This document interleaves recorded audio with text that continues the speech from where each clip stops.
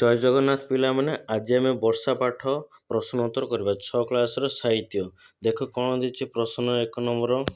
Heading ଦେଇଛି ପାଠ୍ୟ ଅନ୍ତର୍ଗତ ମୋ ବୁଝିବାରେ। 1 ନମ୍ବର କ୍ୱେଶ୍ଚିନ୍ ଲେଖା ହେଇଛି, ନିମ୍ନରେ ଦିଆଯାଇଥିବା ପ୍ରଶ୍ନର ଠିକ୍ ଉତ୍ତର ପାଖରେ ତାର ଚିହ୍ନ ବା ଷ୍ଟାର ଚିହ୍ନ ଦିଅ ବୋଲି କହିଛି। 1 ନମ୍ବର କ'ଣ ଲେଖା ହେଇଛି କ୍ୱେଶ୍ଚିନ୍, କବିତାରେ ମେଘ ମିଳିଲେ ଶୂନ୍ୟ ପଥେ କେଉଁ ପଥ ପାଇଁ କୁହାଯାଇଛି? ଅପସନ୍ ଦେଇଛି କ ରାଜପଥ, ନା ଜଳପଥ, ନା ସଡ଼କ ପଥ, ନା ଆକାଶ ପଥ। ତ ପିଲାମାନେ ଆର ଘ ନମ୍ବର ଉତ୍ତର ହେବ ଆକାଶ ପଥ।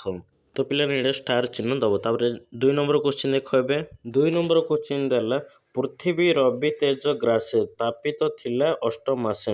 ଏଠାରେ ତାପିତ ଶବ୍ଦଟି କେଉଁ ଅର୍ଥରେ ବ୍ୟବହାର ହୋଇଛି? କ ନମ୍ବର କ'ଣ ଦେଇଛି ଶୀତଳ, ଖ ନମ୍ବର ଦେଇଛି ଗରମ, ଗ ନମ୍ବର ଦେଇଛି ଅଦା, ଘ ନମ୍ବର ଦେଇଛି ନରମ। ତ ପିଲାମାନେ ଆର ଖ ନମ୍ବର ଉତ୍ତର ହେବ ଗରମ। ତ ସେଇଠି ଷ୍ଟାର ଚିହ୍ନ ଦେବ। 3 ନମ୍ବର କ୍ୱେଶ୍ଚିନ୍ କ'ଣ ଲେଖା ହେଇଛି ଦେଖ, ତୁମେ ଏହି ଉତ୍ତର ଗୁଡ଼ିକୁ କାହିଁକି ବାଛିଲ ତାର କାରଣ ସାଙ୍ଗମାନଙ୍କ ସହ ଆଲୋଚନା କର। ତ ଆର ଉତ୍ତର ଲେଖିବ 3 ନମ୍ବର। ତ ପିଲାମାନେ ସେଇ ପ୍ରଶ୍ନର କାହିଁକି ତୁମେ ସଠିକ୍ ଉତ୍ତର ବାଜିଲ। ଦେଖ ପ୍ରଥମ ପ୍ରଶ୍ନର କାରଣ ହେଉଛି ଶୂନ୍ୟ ଶବ୍ଦର ଅର୍ଥ ହେଉଛି ଆକାଶ। ମେଘ ଗୁଡ଼ିକ ଆକାଶରେ ଏକାଠି ହୋଇଥିବାରୁ ଏହାକୁ ଆକାଶ ପଥ କୁହାଯାଏ। ଦ୍ୱିତୀୟ ପ୍ରଶ୍ନର କାରଣ ହେଉଛି ସୂର୍ଯ୍ୟଙ୍କ କିରଣ ବା ଉତ୍ତାପ ଯୋଗୁଁ ପୃଥିବୀ ଦୀର୍ଘ 8 ମାସ ଧରି ଗରମ ହୋଇ ରହିଥିଲେ, ତେଣୁ ତାପିତର ଅର୍ଥ ଏଠାରେ ଗରମକୁ ବୁଝାଉଛି। ତ ଏମିତି ଉତ୍ତର ଲେଖିବ 3 ନମ୍ବର। ଏବେ ନେକ୍ସଟ ପେଜ କାଢ଼। ତ ପିଲାମାନେ ନେକ୍ସଟ ପେଜରେ ମିଳିମିଶି ଚଳିବା। ଦେଖ କ'ଣ ଲେଖା ହେଇଛି। ତ କ'ଣ ଲେଖା ହେଇଛି ପ୍ରଶ୍ନ, କବିତା ମଧ୍ୟରୁ କେତୋଟି ପଦ ନିମ୍ନରେ ଦିଆଯାଇଛି। ସେମାନଙ୍କ ମଧ୍ୟରେ ରେଖାଙ୍କିତ ପଦ ଗୁଡ଼ିକ ଡାହାଣ ପାଖରେ ଭାବାର୍ଥ ମଧ୍ୟ ଦିଆଯାଇଛି। ରେଖାଙ୍କିତ ଶବ୍ଦର ଭାବାର୍ଥ ସହ ଗାର ଟାଣି ଯୋଡ଼। ତ ଏଇଟା ଗୋଟେ ସାରଣୀ ଦିଆଯାଇଛି। ପିଲାମାନେ ସାରଣୀରେ ହେଡ଼ିଂ କ'ଣ ଲେଖା ହେଇଛି ଦେଖ, କବିତାର ପଦ ସମୂହ ଲେଖାଛି, ରେଖାଙ୍କିତ ଶବ୍ଦର ଭାବାର୍ଥ ଲେଖାଛି। 1 ନମ୍ବର କ'ଣ ଲେଖା ହେଇଛି, ଜଳ ପାଇଲେ ଦୋଷ ଚିତେ ତପସ୍ୟା ଜନଙ୍କର ମତେ। ତ ପିଲାମାନେ ଏଇଟା ଗୋଟେ ଗାର ଟାଣି ଲେଖିବ। ଏ ଯେଉଁ 4ଟା କ୍ୱେଶ୍ଚିନ୍ ଯେଉଁ ଦେଇଛି, ତ ଦେଖ କେମିତି ଗାର ଟାଣି ମୁଁ କହିଦେଉଛି ଆର ଉତ୍ତର। ତ ପିଲାମାନେ 1 ନମ୍ବର ଜଳ ପାଇଲେ ତୋଷି ଚିତେ ତପସ୍ୟା ଜନଙ୍କର ମତେ। ତ ସେଇଟା କୋଡ଼ା ମାରିବ ଯେ ସାଧୁ ବ୍ୟକ୍ତିମାନେ। ତ ସେଇଟା ଠିକ୍ ମାରିବ। 2 ନମ୍ବର କ'ଣ ଲେଖା ହେଇଛି, ଅତୀତ କାଟ ନିଶାମୁଖୀ ଜଗତ ଅବରିଲେ ସୁଖୀ। ତ ସେଇଟା କୋଡ଼ା ମାରିବ ଯେ ସନ୍ଧ୍ୟା ସମୟରେ ସେଇଟା ମାରିବ। 3 ନମ୍ବର ଦେଖ। 3 ନମ୍ବର କ'ଣ ଦେଇଛି ପିଲାମାନେ, ଛତୁ ଯେ ଛତ୍ର ପ୍ରାୟ ହୋଇ ରାଜ୍ୟ ପ୍ରାୟ ଦିଶେ ମୋହି। ତ ସେଇଟା କୋଡ଼ା ମାରିବ ଯେ ଛତା ଭଳି ସେତିକି ଗାର ଟାଣିବ। ତାପରେ 4 ନମ୍ବର, ଅତୀତ ଦେଖି ଭକ୍ତ ଜନେ ଯେସିନେ ଦୋଷ ହୋତି ମନେ ସନ୍ତୋଷ ମନ। ତ ସେଇଟା ପିଲାମାନେ ଗାର ଟାଣିବ। ତ ଏମିତି କରି ଯୋଡ଼ିବ। ତାପରେ ଏବେ ନେକ୍ସଟ ଦେଖ, ତା ତଳେ କ'ଣ ଲେଖା ହେଇଛି। ତ ପିଲାମାନେ ନେକ୍ସଟ ହେଡ଼ିଂ ଦେଇଛି ପଦ୍ୟାଂଶର ଉପରେ ଆଲୋଚନା। ତ ଦେଖ କ'ଣ ଲେଖିଛି, ପ୍ରଦତ୍ତ ପଦ୍ୟାଂଶ ପାଠ କରି ଦଳଗତ ଆଲୋଚନା କରି ଏଗୁଡ଼ିକର ସାରାଂଶକୁ ନିଜ ଭାଷାରେ ଲେଖ। ତ କ ନମ୍ବର କ'ଣ ଲେଖା ହେଇଛି ଦେଖ, ମହି ମଣ୍ଡଳ ଦୁଃଖ ଚାହିଁ ଜଳ ଛାଡ଼ିଲେ ଦୋଷ ହୋଇ। ତ ଆର ଉତ୍ତର ଲେଖିବ।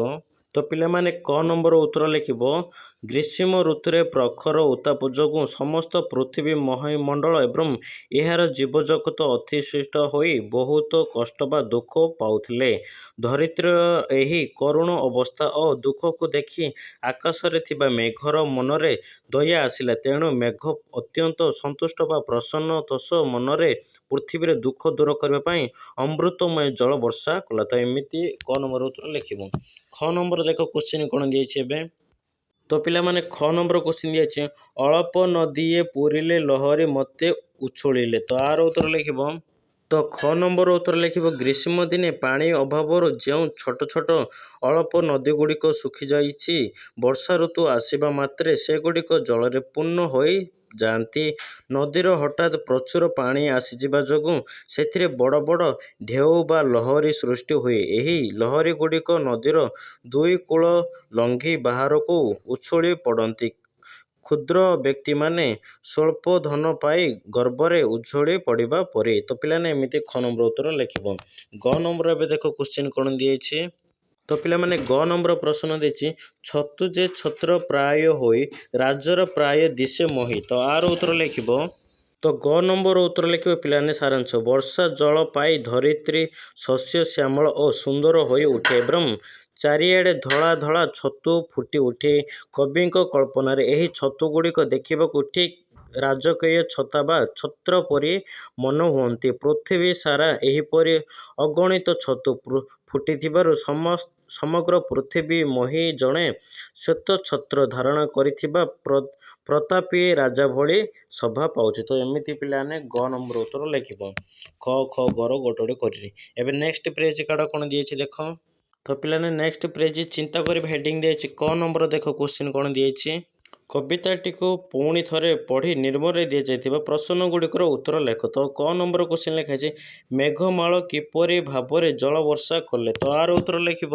ତ ପିଲାମାନେ କ ନମ୍ବର ଉତ୍ତର ଲେଖିବ ମେଘମାଳ ପୃଥିବୀର ପ୍ରାଣୀମାନଙ୍କ ଜୀବନ ରକ୍ଷା କରିବା ପାଇଁ ଆକାଶରେ ଚାରିଆଡ଼େ ଘେରି ଯାଇ ଅତି ଆନନ୍ଦ ମନରେ ପୃଥିବୀ ଉପରେ ଜଳ ବର୍ଷା କଲେ। ତ ଏମିତି କ ନମ୍ବର ଉତ୍ତର ଲେଖିବ। ଖ ନମ୍ବର ପ୍ରଶ୍ନ ଏବେ ଦେଖ। ତ ଖ ନମ୍ବର ପ୍ରଶ୍ନ ଦିଆଯାଇଛି ବର୍ଷା ଋତୁକୁ ସକଳ ଋତୁଙ୍କର ସାର ବୋଲି କବି କାହିଁକି କହିଛନ୍ତି। ତ ଆର ଉତ୍ତର ଲେଖିବ। ତ ପିଲାମାନେ ଖ ନମ୍ବର ଉତ୍ତର ଲେଖିବ ବର୍ଷା ଋତୁରେ ମେଘ ବାରି ବର୍ଷଣ କରି ଗ୍ରୀଷ୍ମ ଉତ୍ତାପରେ ଆତୁରି ହେଉଥିବା ପୃଥିବୀକୁ ଶୀତଳ କରେ। ଏହି ସମୟରେ ଧରଣୀ ଶସ୍ୟ ଶ୍ୟାମଳ ହୋଇ ଉଠେ, ଜୀବଜଗତ ନୂତନ ଜୀବନ ପାଆନ୍ତି ଏବଂ ସବୁଆଡ଼େ ଆନନ୍ଦର ଲହରୀ ଖେଳିଯାଏ। ଏହି ସବୁ କଲ୍ୟାଣକାରୀ ଗୁଣ ଯୋଗୁଁ କବି ବର୍ଷା ଋତୁକୁ ସକଳ ଋତୁଙ୍କର ସାର ଶ୍ରେଷ୍ଠ ବୋଲି କହିଛନ୍ତି। ତ ଖ ନମ୍ବର ଏମିତି ଲେଖିବ। ଗ ନମ୍ବର ଦେଖ ଏବେ କ୍ୱେଶ୍ଚିନ୍। ତ ପିଲାମାନେ ଗ ନମ୍ବର ପ୍ରଶ୍ନ ଦେଇଛି କବି ପୃଥିବୀକୁ ରାଜା ଭାବେ ବର୍ଣ୍ଣନା କରିବାର କାରଣ କ'ଣ। ତ ଆର ଉତ୍ତର ଲେଖିବ। ତ ପିଲାମାନେ ଗ ନମ୍ବର ଉତ୍ତର ଲେଖିବ ବର୍ଷା ଋତୁର ପୃଥିବୀ ବିଭିନ୍ନ ପ୍ରକାର ସବୁଜ ଶସ୍ୟ ଏବଂ ଉଦ୍ଭିଦର ପୂର୍ଣ୍ଣ ହୋଇ ଅତି ମନୋହର ଦେଖାଯାଏ। ଜଣେ ଛତ୍ରଧାରୀ ରାଜା ସିଂହାସନରେ ବସିଲେ ଭଳି ଧରଣୀ ଶସ୍ୟ ରୂପକ ସମ୍ପଦରେ ଶୋଭା ପାଏ। ସେଥିପାଇଁ କବି ପୃଥିବୀକୁ ରାଜା ଭାବେ ବର୍ଣ୍ଣନା କରିଛନ୍ତି। ତ ଏମିତି ଗ ନମ୍ବର ଉତ୍ତର ଲେଖିବ ଯୋଉ ଚିନ୍ତା କରିବା ହେଡିଂରେ। ଏବେ ଦେଖ ନେକ୍ସଟ ତଳେ କ'ଣ ଲେଖା ହେଇଛି କ୍ୱେଶ୍ଚିନ୍। ତ ପିଲାମାନେ ତଳେ ଲେଖା ହେଇଛି କବିତା ରଚନା ଶୈଳୀ ଦେଖ କ'ଣ ଲେଖା ହେଇଛି ଛତୁ ଯେ ଛତ୍ର ପ୍ରାୟ ହୋଇ ରାଜାର ପ୍ରାୟ ଦିଶେ ମୋହି। ଏହି ପଦଟିର ସାଧାରଣ ଅର୍ଥ ହେଲା ଛତୁ ଛତା ଭଳି ଏବଂ ପୃଥିବୀ ରାଜା ଭଳି ଦେଖାଯାଉଛି, କିନ୍ତୁ ଏହାର ଭାବାର୍ଥ ଏହିପରି ଦେବ ହେବ ରାଜା ଯେତେବେଳେ ଭ୍ରମଣରେ ବାହାରନ୍ତି ସେତେବେଳେ ତାଙ୍କର ଆଗରେ ଆଲଟମୋର ସହ ଛାତ୍ରଛାତ୍ରୀ ପାଟଛତା ଛାୟା ପ୍ରଦାନ ନିମନ୍ତେ ଧରାଯାଇଥାଏ। ବର୍ଷା ଋତୁରେ ପୃଥିବୀ ପୃଷ୍ଠରେ ଅନେକ ପ୍ରକାରର ଛତୁ ଫୁଟିଥାଏ। ସେହି ଛତୁଗୁଡ଼ିକର ସତେ ଯେମିତି ଛତା ଭଳି ରାଜାଙ୍କ ଛାୟା ପ୍ରଦାନ କରୁଛି ବୋଲି କବି ବର୍ଣ୍ଣନା କରିଛନ୍ତି। ଏହିଭଳି ବର୍ଣ୍ଣନା କବିତାର ସୌନ୍ଦର୍ଯ୍ୟ ବଢ଼ାଇବା ସହିତ ଆନନ୍ଦ ପ୍ରଦାନ କରିଥାଏ। ସେହିଭଳି ପଦଗୁଡ଼ିକୁ କବିତାରୁ ବାଛ ଏବଂ ତାପରେ ଆଲୋଚନା କର। ତ ଆର ଉତ୍ତର ଲେଖିବ ପିଲାମାନେ। ତ ପିଲାମାନେ ହେଡିଂ ଦେବ ଛତୁ ଯେ ଛତ୍ର ପ୍ରାୟ ହୋଇ ରାଜାର ପ୍ରିୟ ଦିଶେ ମୋହି। ସାଧାରଣ ଅର୍ଥ ଛତୁଗୁଡ଼ିକ ଛତା ଭଳି ଦେଖାଯାଆନ୍ତି ଏବଂ ପୃଥିବୀ ରାଜା ଭଳି ଦେଖାଯାଉଛି। ତା ତଳେ ଲେଖିବ ପାରାଗ୍ରାଫ ଆଉ ଗୋଟେ। ସେଥିରେ ଆଗେ ନେକ୍ସଟ ପାରାଗ୍ରାଫ ଲେଖିବ ବର୍ଷା ଋତୁର ପୃଥିବୀ ବର୍ଷାର ଅନେକ ଛତୁ ଫୁଟିଥାଏ। ରାଜାମାନେ ଯାତ୍ରା କଲାବେଳେ ସେମାନଙ୍କ ମୁଣ୍ଡ ଉପରେ ଯେପରି ସମ୍ମାନର ସହ ପାଟଛତା ଛତ୍ର ଟେକାଯାଏ, କବିଙ୍କ କଳ୍ପନାରେ ବର୍ଷା ଦିନେ ଫୁଟୁଥିବା ଛତୁଗୁଡ଼ିକ ସେହିପରି ପୃଥିବୀ ରୂପକ ରାଜାଙ୍କୁ ଛାୟା ପ୍ରଦାନ କରିଛନ୍ତି। ଏହି କବିତାରେ ସୌନ୍ଦର୍ଯ୍ୟ ବୃଦ୍ଧି କରେ। ତ ଏମିତି ଲେଖିବ ଉତ୍ତର। ନେକ୍ସଟ ଦେଖ ହେଡିଂ କ'ଣ ତଳେ ଦିଆଯାଇଛି। ତ ପିଲାମାନେ ନେକ୍ସଟ ହେଡିଂ ଦିଆଯାଇଛି ଶବ୍ଦ ଏକ ଅର୍ଥ ଅନେକ। ଘର ଶବଦେ ମେଘମାଳ ଗର୍ଜନ ବରସନ୍ତି ଜଳ। ଦେଖ କ'ଣ ଲେଖାଯାଇଛି ପଦଟିରେ ଜଳ ବରସିବା କଥା କୁହାଯାଇଛି। ବରସବା ଶବ୍ଦର ଅର୍ଥ ଅନେକ ଭିନ୍ନ ଭିନ୍ନ ରୂପରେ ବ୍ୟବହାର କରାଯାଇଛି। ଯେମିତି ଧନ ବରସିବା ଅର୍ଥ ପ୍ରଚୁର ଧନ ପ୍ରାପ୍ତ ହେବା, ଫୁଲ ବର୍ଷିବା ଅର୍ଥ ପ୍ରଚୁର ଫୁଲ ଉପରେ ବର୍ଷିବା। ସେହିଭଳି ବରସିବା ଶବ୍ଦକୁ ଅନେକ କେଉଁ ପ୍ରକାର ବ୍ୟବହାର କରିହେବ ଚିନ୍ତା କରି କେତୋଟି ବାକ୍ୟ ଲେଖ। ତ ଦେଖ ଆର ଉତ୍ତର କେମିତି ଲେଖିବ କହିଦେଉଛି ବାକ୍ୟ କରିରେ। ଏକ ନମ୍ବର ଲେଖିବ କୃପା ବରସିବା, ଦୟା କରିବା। ବାକ୍ୟ ଲେଖିବ ଉତ୍ତର ଲେଖିବ ଭଗବାନ ଜଗନ୍ନାଥ ସବୁବେଳେ ଭକ୍ତମାନଙ୍କ ଉପରେ ନିଜର କୃପା ବରସିଥାନ୍ତି। ଦୁଇ ନମ୍ବର ଲେଖିବ ଗାଳି ବରସିବା, ଅତ୍ୟଧିକ ଗାଳି ଦେବା। ବାକ୍ୟ ପରୀକ୍ଷାରେ ଖରାପ ନମ୍ବର ରଖିବାରୁ ବାପା ପୁଅ ଉପରେ ଗାଳି ବରସିଲେ। ତିନି ନମ୍ବର ଲେଖିବ।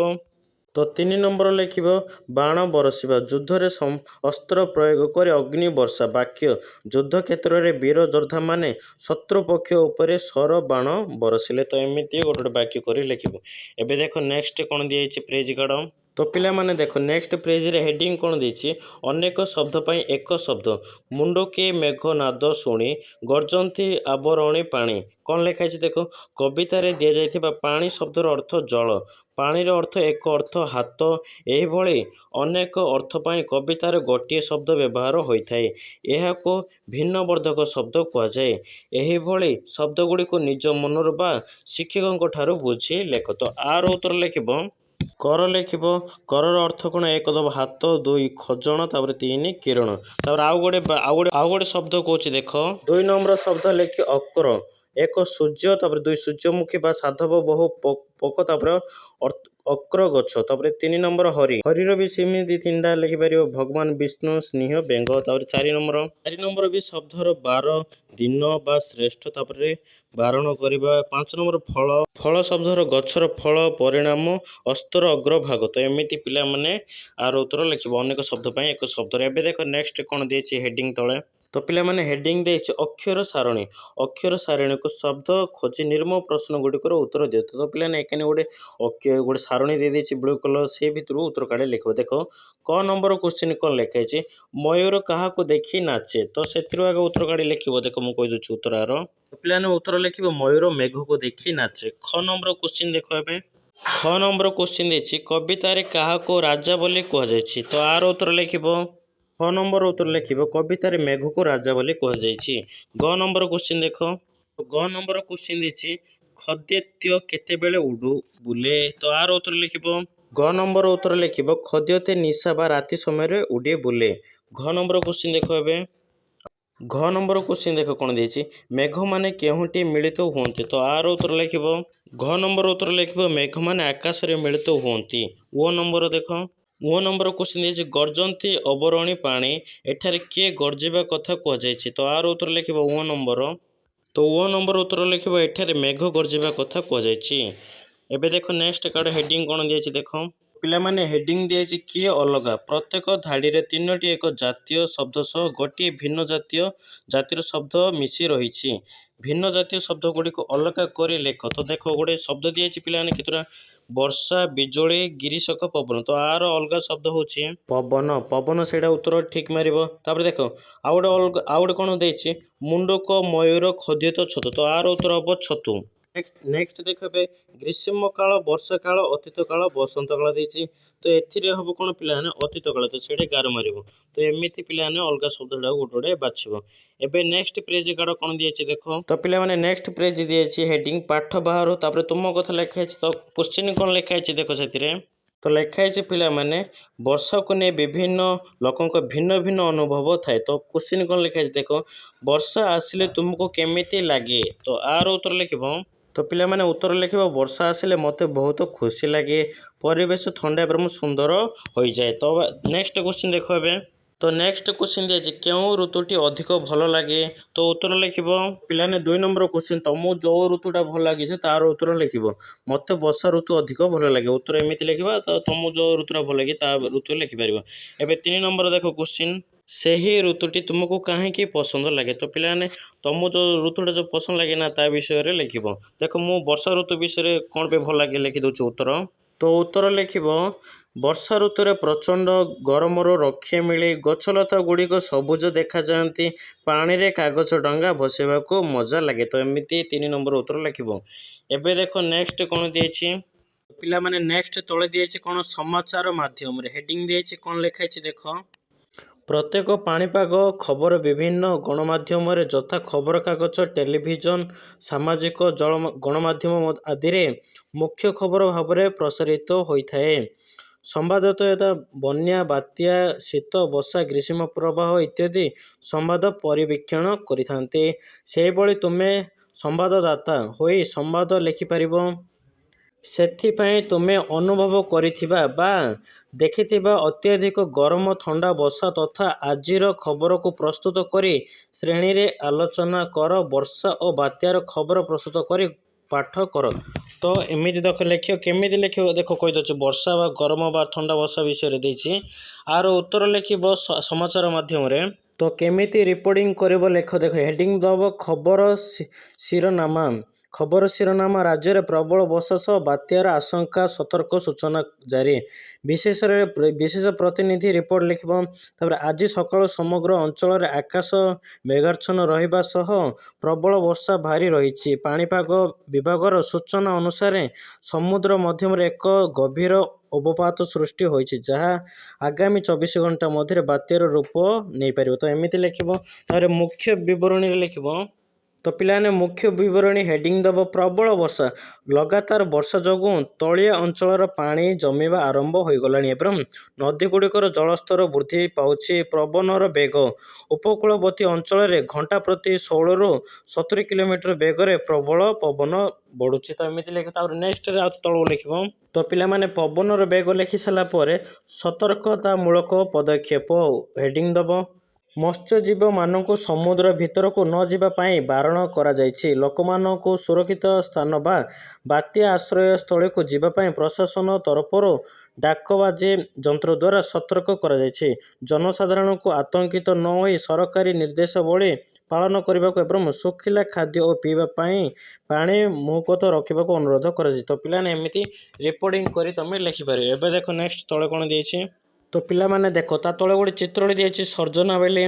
तो देखो किसी से चित्र कौन अच्छे पिलाने गोटे गाँव में पानी पशिरी से बुड़ी जाए पिला माने बा लोक मैंने समस्त कौन से पिलाने सब भाषुंट बुड़ी रही कौन लिखाई देखो ऊपर दि जाइए चित्रटी को ध्यान दे देख चित्रटीर नाम दियो। तो ये चित्रर नाम दब बन्या विपत्ति बा प्लावित ग्रामर दृश्य बन्या आश्रय और संग्राम। तो एमती लिखिबो।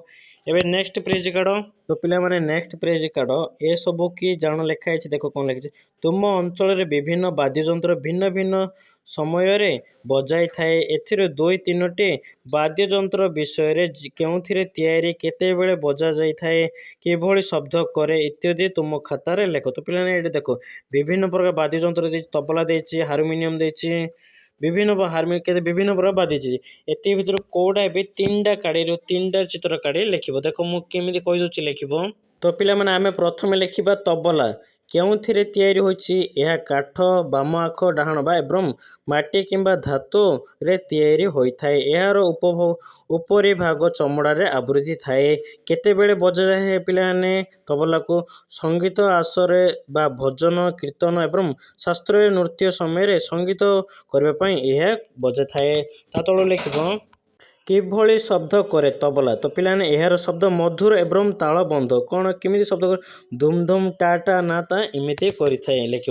तार द्वितीय चित्र रे लिख। तो पिलाने नेक्स्ट चित्र देखो मृदुंग देछि तो मृदुंग चित्र विषय एबे लिखिबा सेकेंडटा।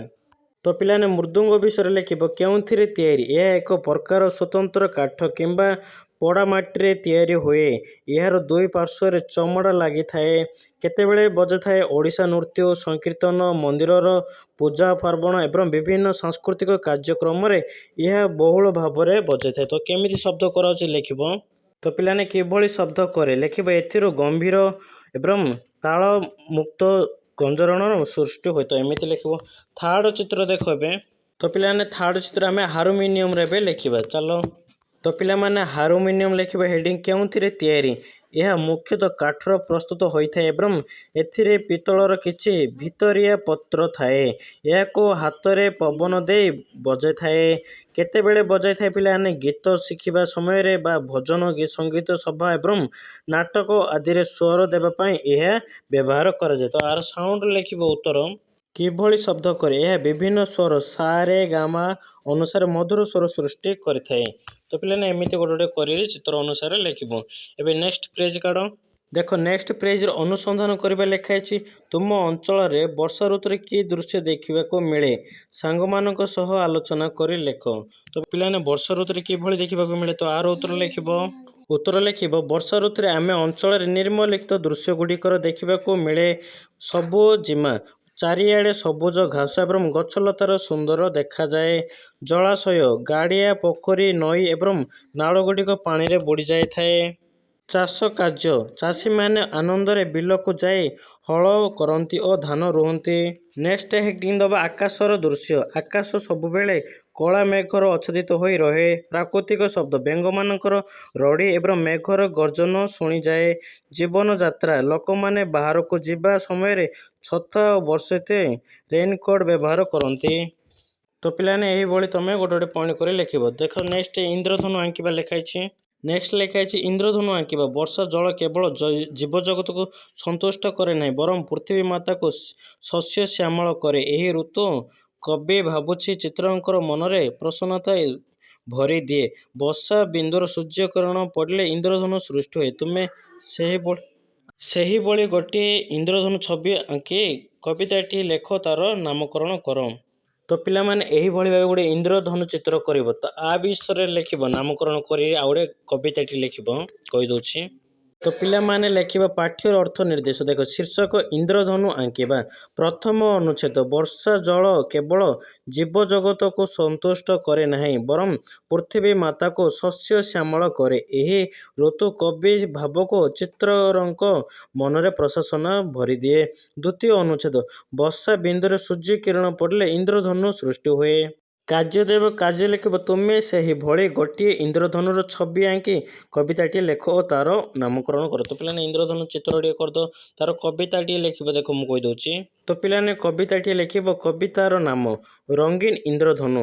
ଆକାଶରେ କଣ ହସେଇ ସେହି ସାତଟି ରଙ୍ଗର ପସରା ମେଲି ବର୍ଷା ଋତୁରେ ସୂର୍ଯ୍ୟର କିରଣ ରଚଇ ସେ ଅପୂର୍ବ ନିଦର୍ଶନ। ଦ୍ୱିତୀୟ ପାରାଗ୍ରାଫ ଲେଖିବ। ଦ୍ୱିତୀୟ ପାରାଗ୍ରାଫ ଲେଖିବ ବାଇଗଣୀ ନୀଳ ଆକାଶ ରଙ୍ଗ ସବୁଜ ହଳଦୀ ଆର ସୁନ୍ଦର ଢଙ୍ଗ ନାରଙ୍ଗୀ ଓ ନାଲି ମିଶି ସେଥିରେ ଦୋଳି ଖେଳି ସିଏ ନୀଳ ଗଗନରେ। ଥାର୍ଡ଼ ପାରାଗ୍ରାଫ ଲେଖିବ ଧରଣୀର ମନ ହରଷି କରି ଧନୁ ଭଳି ବାଙ୍କି ରହିଛି ପୁରୀ କୁହୁକ ରଙ୍ଗର ଏହି ଯେ ମେଳା ଇନ୍ଦ୍ରଧନୁର ସେ ପ୍ରକୃତି ଲୀଳା। ତ ଏମିତି ପିଲାମାନେ କବିତାଟିଏ କରି ଲେଖିବ। ତ ପିଲାମାନେ ଏହି ପାଠର ପ୍ରଶ୍ନ ଉତ୍ତର ସରିଲା। ବର୍ଷା 3 ନମ୍ବର ପାଠ ସାହିତ୍ୟର। ଭିଡ଼ିଓକୁ ଲାଇକ୍ କର, ଚ୍ୟାନେଲକୁ ସବସ୍କ୍ରାଇବ କର।